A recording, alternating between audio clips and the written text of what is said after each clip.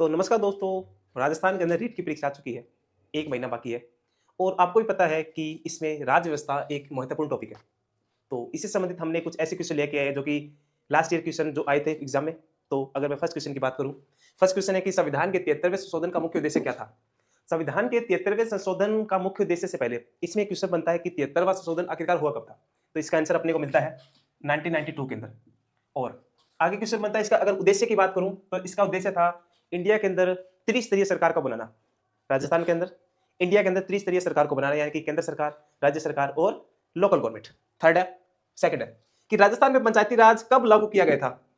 राजस्थान के अंदर पंचायती राज लागू किया गया था, कब किया गया था? वो किया गया था 2 अक्टूबर 1959 के अंदर। कहां किया गया था? ये इसका आंसर आप दोगे, ठीक है। थर्ड क्वेश्चन है कि ग्राम सभा की बैठक कम से कम कितनी बार होती है एक साल के अंदर? अगर मैं इसकी बात करूं तो ये, अगर हम भी नॉर्मल बात होती है कि बैठक कम से कम 2 बार होती है। 2 बार क्यों? क्योंकि इसका अलग अलग उद्देश्य होता है। अगर मैं उद्देश्यों की बात करूं तो इसका पहला उद्देश्य ये होता है कि बजट को पास करने का, बजट को पास करने का। दूसरा इसका उद्देश्य होता है कि गांव के अंदर होने वाली जो प्रगति है इसको जांचने का।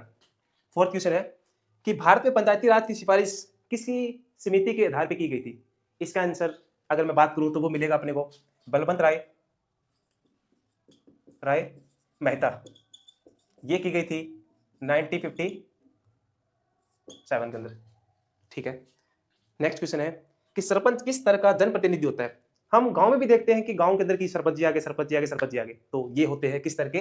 ग्राम स्तर के, ग्राम स्तर के।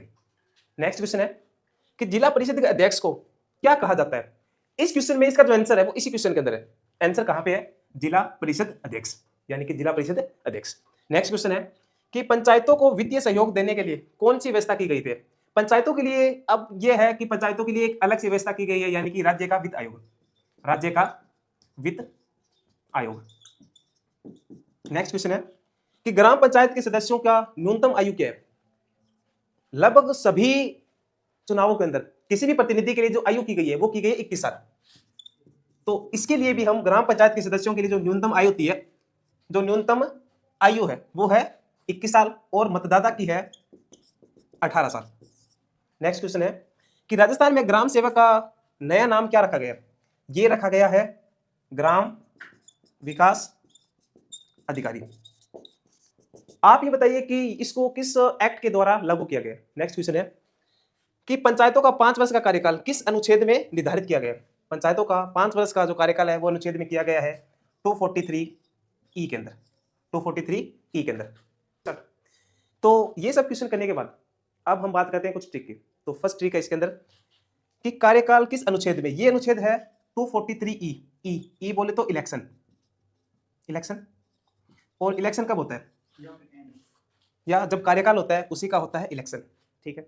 अगर सेकंड ट्रिक की बात करूं तो राज्य का वित्त आयोग जो हमने क्वेश्चन देखा, यानी कि वित्त, ये किया गया है 243 आई के अंदर। आई बोले तो इनकम, आई बोले तो इनकम। तो ये कुछ क्वेश्चन थे जिसके आंसर अगर आपने किए हैं तो आपकी तैयारी वेल एंड गुड। जय हिंद, जय भारत।